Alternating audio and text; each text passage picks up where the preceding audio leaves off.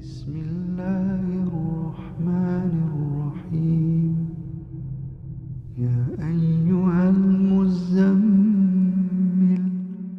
قم الليل إلا قليلا نصفه أو انقص منه قليلا أو زد عليه ورتل القرآن ترتيلا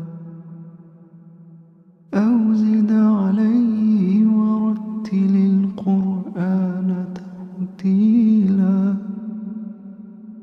إنا سنلقي عليك قولا